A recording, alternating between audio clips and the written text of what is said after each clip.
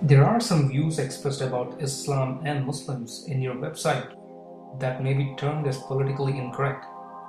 What are your views on that? No one likes to dedicate their life for a purpose which keeps on changing, which is politically flexible.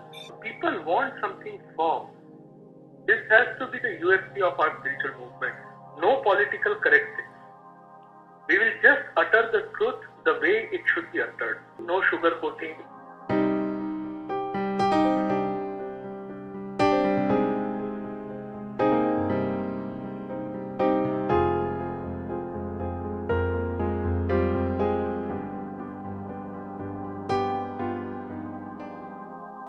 What is the role of short stories in conveying spiritual messages as opposed to discourses?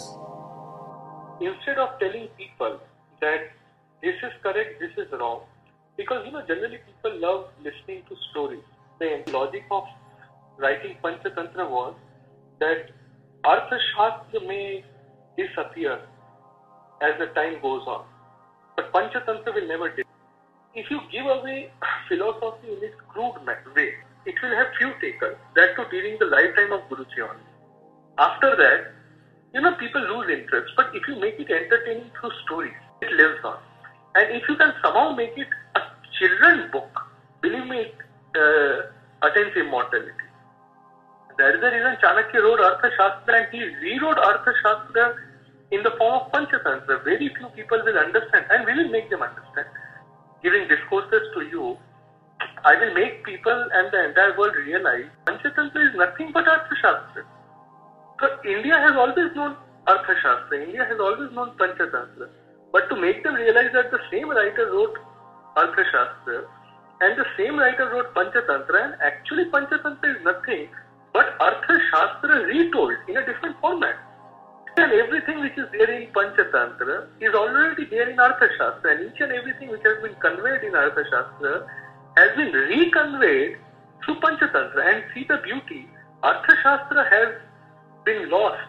The current forms of Artha Shastra are not that original, but Panchatantra is still till today written.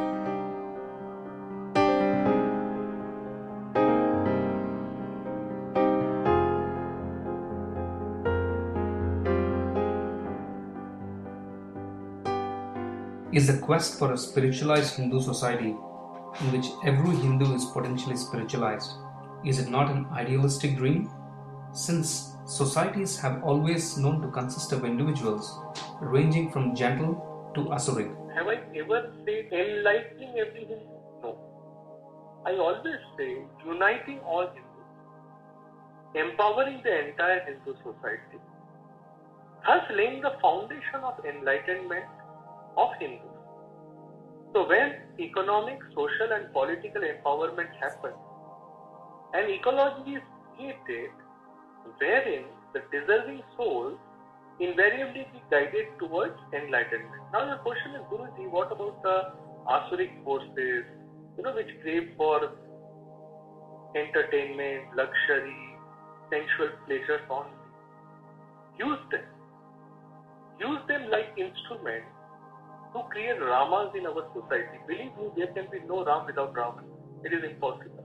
Without Raman, Ram is not possible. It's something like when you go to a gym, to build your muscles, you require dumbbells.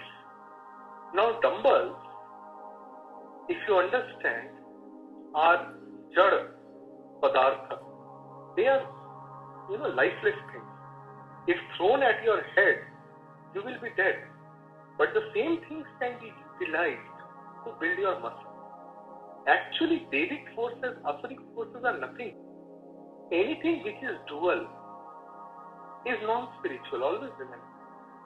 In Yoga Vashishta, Maharshi Vashishta told something very beautiful to Lord Ram, that if sins, that is papa, are roadblocks to God realization, so is punya.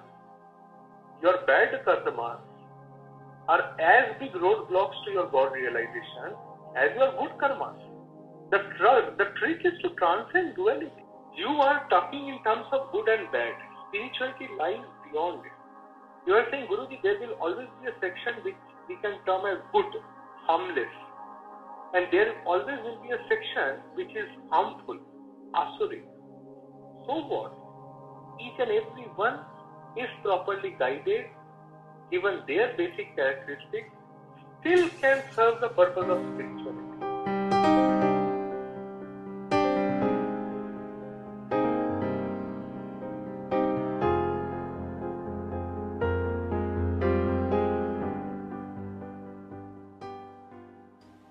The characterization of a certain action as good or bad, is it not according to the context of the dharma? I'll give you a much more simpler version of it. If you don't unnecessarily hurt anyone, then you are good. And if you derive joy out of hurting anyone, giving sorrow to anyone, belittling anyone, then you are evil.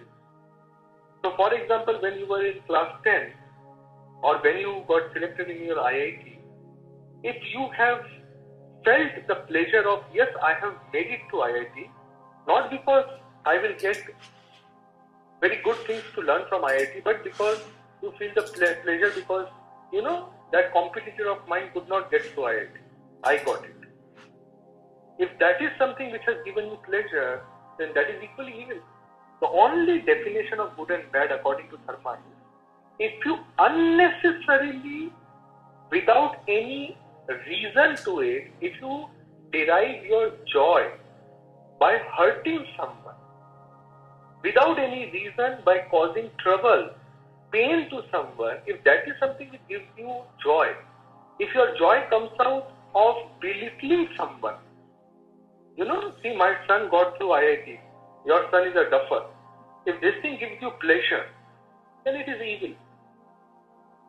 And if this thing is not happening with you, then you are good. This good and bad also keeps on coming and going. Hardly there is anyone who from the day of his birth till his day of his death has only been good or only been bad according to this definition.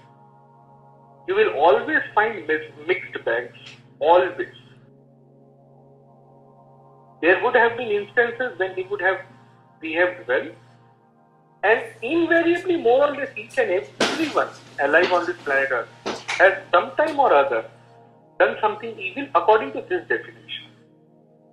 Spirituality is to realize one day that neither you are that who has done the bad, nor you are the one who has done the good. These things are like emotions coming and going, and you are that observer who is untouched by these emotions.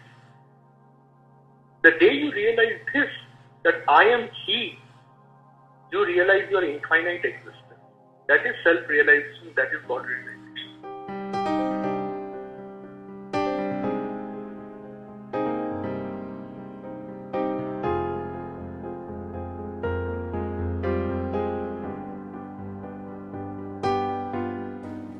Is self-realization beyond dharma? In other words, above dharma? Self-realization is dharma. Dharma is self-realization. That which you realize upon realizing who you are is dharma. You compare dualities. Understand this. Spirituality speaks in the language of non-duality. This is how a materialistic mind thinks. It thinks in terms of duality. This and that. Or this or that. Or this versus that. And you know how spirituality understands the things?